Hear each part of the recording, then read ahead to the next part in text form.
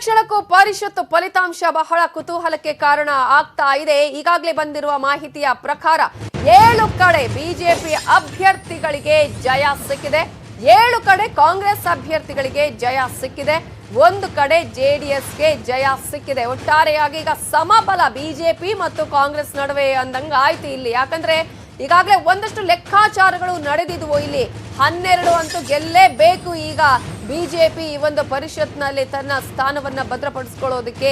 ಇನ್ನು ಎಲ್ಲೆಲ್ಲಿ ಅಂತ ನೋಡ್ತಾ ಹೋಗೋದಾದ್ರೆ ಕೊಡಗು ಚಿತ್ರದುರ್ಗದಲ್ಲಿ ಬಿಜೆಪಿ ಜಯಬೇರಿ ಬಾರಿಸಿದೆ, ಶಿವಮೊಗ್ಗದಲ್ಲಿ ಬಿಜೆಪಿ ಅಭ್ಯರ್ಥಿಗೆ ಗೆಲುವು ಸಿಕ್ಕಿದೆ, ಉತ್ತರ ಕನ್ನಡದಲ್ಲಿ ಬಿಜೆಪಿ ಜಯಬೇರಿ ಬಾರಿಸಿದೆ, ಹಾಸನದಲ್ಲಿ ನೋಡೋದಾದ್ರೆ ಜೆಡಿಎಸ್ ಇಲ್ಲಿ ಜಯಬೇರಿಯನ್ನ ಬಾರಿಸಿರೋದು. ಸೋಲಿನ ಕಹಿ ಉಂಡಿದ್ದಾರೆ ಬೆಂಗಳೂರಲ್ಲಿ ಯೂಸಫ್ ಶರೀಫ್ ಸೋಲು ಅನುಭವಿಸಿದ್ದಾರೆ. ಕೋಲಾರದಲ್ಲಿ ಕಾಂಗ್ರೆಸ್ಗೆ ಇಲ್ಲಿ ಮುನ್ನಡೆ ಇದೆ. ಇನ್ನು ಬೆಂಗಳೂರಿನ ಫಲಿತಾಂಶ ಅಧಿಕೃತವಾಗಿ ಘೋಷಣೆ ಆಗಬೇಕಷ್ಟೇ. ಈಗಾಗಲೇ ಬಂದಿರುವ ಮಾಹಿತಿ ಇದು, ಇನ್ನು ಅಧಿಕೃತವಾಗಿ ಅನೌನ್ಸ್ ಆಗಬೇಕು. ಇನ್ನು ಕೂಡ ಬೆಂಗಳೂರಲ್ಲಿ ಈಗ ಅನೌನ್ಸ್ ಆಗುತ್ತೆ ಇನ್ನು ಕೆಲವೇ ಹೊತ್ತಿನಲ್ಲಿ. ಸೊ ಈಗ ಸದ್ಯದ ಒಂದು ಲೆಕ್ಕಾಚಾರಗಳು 7 ಕಡೆ ಕಾಂಗ್ರೆಸ್, 7 ಕಡೆ ಬಿಜೆಪಿ ಅಭ್ಯರ್ಥಿಗಳು ಗೆಲುವನ್ನ ಸಾಧಿಸಿದ್ದಾರೆ. ಹಾಸನದಲ್ಲಿ ಈಗಾಗಲೇ ಡಾಕ್ಟರ್ ಸೂರಜ್ ರೇವಣ್ಣ ಗೆಲುವನ್ನ ಸಾಧಿಸುವುದರ ಮೂಲಕ ಜೆಡಿಎಸ್ 1 ಸ್ಥಾನದಲ್ಲಿ ಗೆಲುವನ್ನ ಸಾಧಿಸಿದ ಹಾಗೆ ಆಗಿದೆ. ಈ ಮೂಲಕ ಸೂರಜ್ ರೇವಣ್ಣ ಅವರ ಗೆಲುವಿಗೆ ಜೆಡಿಎಸ್ನ ಕಾರ್ಯಕರ್ತರು ಯಾವ ರೀತಿಯಾಗಿ ಸಂಭ್ರಮಾಚರಣೆ ಮಾಡ್ತಾ ಇದ್ದಾರೆ. ಸೂರಜ್ ರೇವಣ್ಣ ಅವರು ಕೂಡ ಬರ್ತಾ ಇರುವಂತಹ ದೃಶ್ಯಗಳನ್ನ ಗಮನಿಸಬಹುದು. ಒಂದು ರೀತಿಯಲ್ಲಿ ದೇವೇಗೌಡರ ಕುಟುಂಬದ 8ನೇ ಸದಸ್ಯರು ಇವರು ರಾಜಕೀಯಕ್ಕೆ ಬರ್ತಾ ಇರುವಂತವರು. ಸಾಕಷ್ಟು ಲೆಕ್ಕಾಚಾರಗಳನ್ನು ಕೂಡ ಅಲ್ಲಿ ಹಾಕಿಕೊಳ್ಳಲಾಗಿತ್ತು.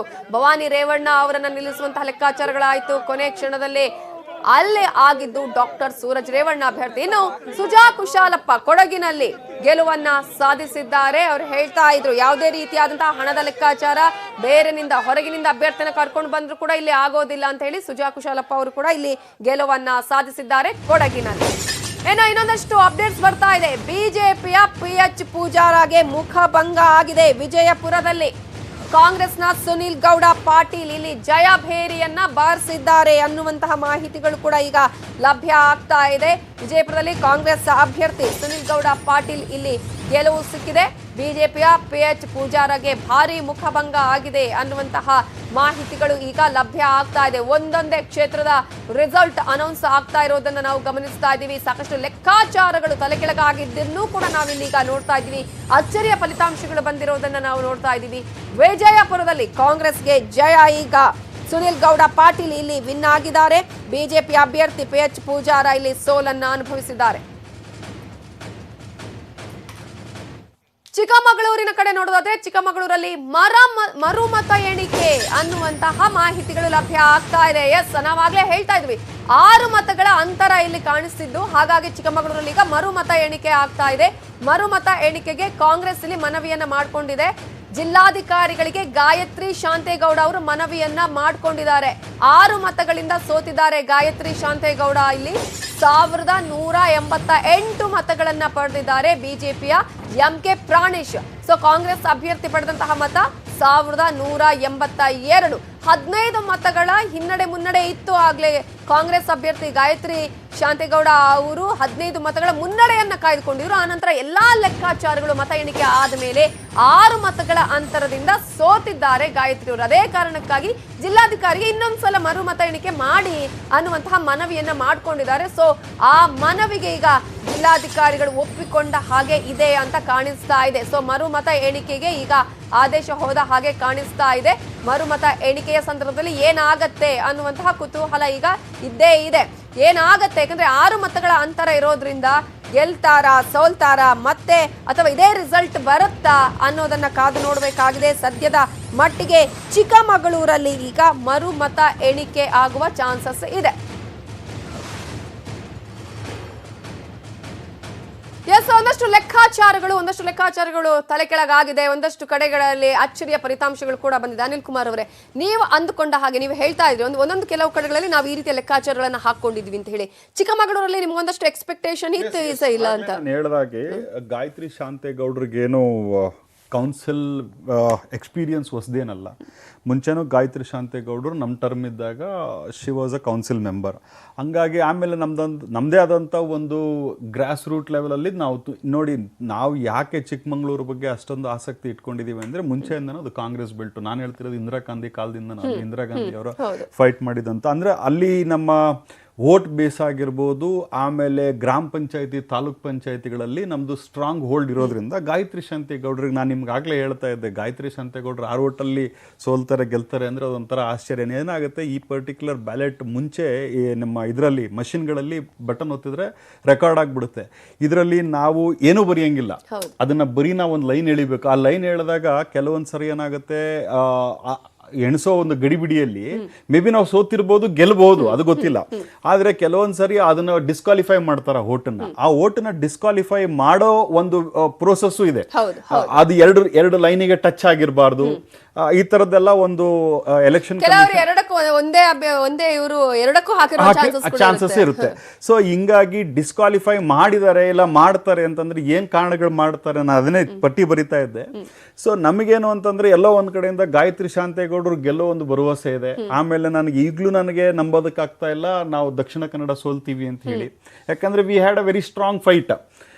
ಯಾಕಂದರೆ ಮಧು ಬಂಗಾರಪ್ಪನವ್ರು ಬಂದಿರೋ ವಿಚಾರ ಆಗಿರ್ಬೋದು. ಆಮೇಲೆ ನಾನು ನಿಮ್ಗಾಗಲೇ ಹೇಳ್ತಾ ಇದ್ದೆ, ನಾನು ಬೀದರ್ ಭಾಳ ಹತ್ತಿರದಿಂದ ನೋಡಿರೋದ್ರಿಂದ ನನಗೆ ಅಲ್ಲೊಂದು ಒಂದೇನಂತಾರೆ ಫರ್ಮ್ ಮೈಂಡೆಡ್ ಇದ್ದೆ ನಾನು. ಎಷ್ಟೇ ಅಲ್ಲಿ ನೀವು ನೋಡಿದ್ರೆ ತಮ್ಮ ಮಾಧ್ಯಮಗಳಲ್ಲಿ ತೋರಿಸಿದ್ರಿ, ತುಂಬ ಹಿಂದೆ ನಾಳೆ ಎಲೆಕ್ಷನ್ ಇದೆ ಅಂತಂದ್ರೂ ಸಹ ಹಿಂದಿನ ದಿವಸ ತನಕ, ಯಾಕಂದರೆ ಅಲ್ಲಿ ಈಶ್ವರ್ ಖಂಡ್ರೆ ಅವರು ಒಂದು ಪ್ರಬಲವಾದಂಥ ನಾಯಕವನ್ನ ಗುಣಗಳನ್ನು ಬೆಳೆಸ್ಕೊಂಡು ಬರ್ತಿದ್ದಂಗೆ ಭಾಳಷ್ಟು ಜನ ಇವತ್ತೇನು ಕೇಂದ್ರದ ಮಂತ್ರಿಗಳಾದಂಥ ಭಗವಂತ್ ಖೂಬಾ ಅವರು ಕೆಪಾಸಿಟಿ ಇಲ್ಲದೇ ಇದ್ರೂ ಸಹ ನಾನು ಎಲ್ಲೋ ಒಂದು ಈಶ್ವರ್ ಖಂಡ್ರೆ ಲೆವೆಲ್ಗೆ ನಾನು ತೋರಿಸ್ಕೊಳ್ಬೋದು, ನಾನು ಅವ್ರಿಗೆ ಫೈಟ್ ಕೊಡ್ಬೋದು. ಅನ್ನೆಸೆಸರಿ ಕಾಂಟ್ರವರ್ಷಿಯಲ್ ಸಾಕಷ್ಟು ನಿರೀಕ್ಷೆ ಇದೆ ಈ ಸಲದಲ್ಲಿ. ಅಲ್ಲಲ್ಲ, ಅಂದ್ರೆ ನಾನು ಹೇಳುವಂಥದ್ದೇನು ಅಂತಂದ್ರೆ, ನೋಡಿ, ಒಬ್ಬ ಕೇಂದ್ರ ಸಚಿವರಾದ ಮೇಲೆ ಅವರಿಗೆ ಆದಂಥ ಒಂದು ರೆಸ್ಪಾನ್ಸಿಬಿಲಿಟಿ ಇರ್ತದೆ. ಈಗ ಜಿಲ್ಲೆಯಲ್ಲಿ ಬೇಕಾದಷ್ಟು ಕೆಲಸಗಳಾಗಬೇಕಾಗಿದೆ. ನೀವು ನೋಡಿದ್ರೆ ಹೈದರಾಬಾದ್ ಕರ್ನಾಟಕ ಭಾಗದಲ್ಲಿ, ನಾನು ಯಾಕೆ ಈ ವಿಚಾರನ ಹೇಳ್ತಾ ಇದ್ದೀನಿ ಅಂದ್ರೆ, ಹೈದರಾಬಾದ್ ಕರ್ನಾಟಕದಲ್ಲಿ ಬಹಳಷ್ಟು ಹಿಂದೆ ಉಳಿದಿದ್ದೀವಿ ನಾವು. ಅದಕ್ಕೆ ನಡೆಸ್ತಾ ಇರೋದು ನಾವು. ಮುಂಬೈ ಕರ್ನಾಟಕದಲ್ಲಾಗಿರ್ಬೋದು, ಗುಲ್ಬರ್ಗದ ಯಾಕೆ ಆಗ್ತಾ ಇಲ್ಲ. ಭಗವಂತ್ ಖೂಬಾ ಅವರು ಡೆಲ್ಲಿನ ಬಿಟ್ಟು ಇಲ್ಲಿ ಬಂದು ಪ್ರಭು ಚವ್ಹಾಣ್ ಮುಖ್ಯಮಂತ್ರಿಗಳು ಒಬ್ಬ ಕ್ಯಾಂಡಿಡೇಟ್ಗೆ, ಅದೇನು ಕ್ಯಾಂಡಿಡೇಟ್ಗಳನ್ನ ಹೌದಪ್ಪ ನೀವು ಜನರಿಗೆ ನಾನು ಇಂಥ ಒಂದು ಆಶ್ವಾಸನೆ ಕೊಟ್ಟು ನಾನು ಗೆಲ್ಕೊಂಡು ಬಿಡ್ತೀನಿ ಅನ್ನೋದನ್ನು ಮಾತಾಡ್ತಾ ಇಲ್ಲ ಅವರು. ಅಲ್ಲಿ ಹೋಗ್ಬಿಟ್ಟು ಈಶ್ವರ್ ಖಂಡ್ರೆ ಅವ್ರನ್ನ ಸೋಲಿಸಲೇಬೇಕು ಅನ್ನೋ ಒಂದು ಜಿದ್ದಿಂದ ಅಲ್ಲಿ ಕೇಂದ್ರದಿಂದ ಭಗವಂತ್ ಖೂಬಾ ಅವ್ರು ಬಂದು ಕೂತ್ಕೊಳ್ತಾರೆ. ಈ ಕಡೆ ಪ್ರಭು ಚವ್ಹಾಣ್ ಅವರು ಮಂತ್ರಿಗಳಾಗಿದ್ದಾರೆ, ಅವ್ರು ಬಂದು ಕೂತ್ಕೊಳ್ತಾರೆ. ಈಗ ನಾವು ವಿರೋಧ ಪಕ್ಷದಲ್ಲಿದ್ದೀವಿ, ನಾವು ಮಾಡಿದ್ರು ಸಹ ನಮ್ಮನ್ನು ನೋಡಿ ತೋರಿಸೋದಿಲ್ಲ. ನೀವು ಮಾಡಿದ್ರು ತೋರಿಸ್ಬೋದು, ನಾನು ಇಲ್ಲ ಅಂತ ಹೇಳೋದಿಲ್ಲ. ಬಟ್ ಆದರೆ ಇಲ್ಲಿ ವಿಚಾರ ಏನು ಅಂತಂದರೆ, ಇಂಥ ಒಂದು ಇದನ್ನ ಏನಂತೀರಿ ಪರ್ಸನಲ್ ಆಗಿ ತಗೊಂಡು ಎಲೆಕ್ಷನ್ ಮಾಡುವಂಥದ್ದು ಅದು ಎಷ್ಟರ ಮಟ್ಟಿಗೆ ಸರಿ ಇದೆಯೋ ಗೊತ್ತಿಲ್ಲ. ಎಲ್ಲಾ ಪಕ್ಷಗಳು ಅದೇ ದಾರಿಯಲ್ಲಿ ಇರ್ರೆಸ್ಪೆಕ್ಟಿವ್. ನಾನು ಹೇಳ್ತಿರೋದೇನು ಅಂತಂತಂದ್ರೆ ಮೇಡಮ್, ಈಗ ನನ್ನ ಮೇಲೆ ನಾನು ಯಾಕೆ ಜವಾಬ್ದಾರಿ ತಗೊಳ್ಳೋದಕ್ಕೆ ಇಷ್ಟಪಡೋದಿಲ್ಲ ಅಂತಂದ್ರೆ, ಇವತ್ತು ನಾನು ಪ್ರತಿಪಕ್ಷದಲ್ಲಿದ್ದೀನಿ, ಸರ್ಕಾರ ಮಾಡುವಂಥದ್ದನ್ನು ನಾನು ಆಕ್ಷೇಪಣೆ ಮಾಡ್ಬೋದು ವಿನಃ I can't do the work on behalf of government. ಈ ಗವರ್ನಮೆಂಟ್ ಒಂದು ಕೆಲಸ ಮಾಡ್ತದೆ ಅಂತಂದ್ಮೇಲೆ ಅದು ಜನಪರವಾಗಿದ್ದರೆ ಅದನ್ನು ನಾವು ಸ್ವಾಗತಿಸ್ತೀವಿ. ಯಾಕಂದರೆ ನಾವು ಬೆಳೆದು ಬಂದಂಥ ಹಾದಿ, ಕಾಂಗ್ರೆಸ್ ಬೆಳೆದು ಬಂದಂಥ ಹಾದಿ, ನಾವು ಕೊಟ್ಟಿರುವಂಥ ಸ್ಕೀಮ್ಗಳ ಬಗ್ಗೆ ನಮ್ಮ ನಂಬಿಕೆ ಇದೆ. ಅದನ್ನು ಕಂಟಿನ್ಯೂ, ಈಗ ಅನ್ನಭಾಗ್ಯ ತಗೊಳ್ಳಿ ಎಕ್ಸಾಂಪಲ್, ನಾವು ಅದನ್ನು ಕಂಟಿನ್ಯೂ ಮಾಡ್ತೀವಿ ಅಂದ್ರೆ ಖುಷಿ ಪಡ್ತೀವಿ. ಅದನ್ನು ಅವ್ರು ಹಿಂತೆಗಿತೀವಿ ಅಂದ್ರೆ ನಾವು ಸ್ಟ್ರೈಕು ಮಾಡ್ತೀವಿ. ನಾವು ಈ ಕೆಲಸ ಮಾಡ್ಬೋದು. ಬಟ್ ಈಗ ನೋಡಿ, ಭಗವಂತ್ ಖೂಬಾ ಅವರಿಗೆ ಸೆಂಟ್ರಲ್ ಮಿನಿಸ್ಟರ್ ಮಾಡಿದ್ದಾರೆ. He has to look into the affairs of Hyderabad Karnataka region. ಅದನ್ನ ನೋಡ್ಕೊಳ್ಳೋದು ಬಿಟ್ಟು ಒಂದೇ ಒಂದು ಕೌನ್ಸಿಲ್ ಎಲೆಕ್ಷನ್ಗೆ ಅವ್ರು ಅಲ್ಲಿಂದ, ಆಮೇಲೆ council election is not been elected by the public, it is elected by the gram panchayati. ಈ ಸರಿ ಜಿಲ್ಲಾ ಪಂಚಾಯತಿ ಮತ್ತು ತಾಲೂಕ್ ಪಂಚಾಯತಿ ಇದಾಗಿರೋದ್ರಿಂದ ಇವರಿಂದ ನೀವು ಅಷ್ಟೊಂದು ಪ್ರೆಷರೈಸ್ ಮಾಡಿ, ಇಲ್ಲಿ ನಾನು ಗಾಯತ್ರಿ ಶಾಂತೇಗೌಡರ ವಿಚಾರಕ್ಕೆ ಯಾಕೆ ಬರ್ತಾ ಇದ್ದೀನಿ ಅಂದ್ರೆ, ಈಗ ಜನರಲ್ ಸೆಕ್ರೆಟರಿ ಇನ್ಚಾರ್ಜ್ ಇವರು ಯಾರು, ನಮ್ಮ ಇವರು ರವಿ ಅವರು, ಅದನ್ನು ಬಿಟ್ಟು ಅವ್ರು ಇಲ್ಲಿ ಬಂದು ಇಲ್ಲಿ ಕೆಲಸ ಮಾಡಿ, ನಿಮ್ಮ ಪಕ್ಷದಲ್ಲಿದ್ದವರು ಕೂಡ ಮುಖ್ಯ ನಾಯಕರುಗಳು ಅಲ್ಲಿ ನಾವು ನೋಡಿ ನನಗೆ ನಾನು ಹೇಳೋದೇನು ಅಂದ್ರೆ, ಕ್ಲಾರಿಫಿಕೇಶನ್ ತಗೋತೀನಿ. ಒಂದೇ ಒಂದು ಅಪ್ಡೇಟ್ಸ್ ಬರ್ತಾ ಇದೆ. ಬಳ್ಳಾರಿಯಲ್ಲಿ ಬಿಜೆಪಿ ಅಭ್ಯರ್ಥಿಯ ಗೆಲುವು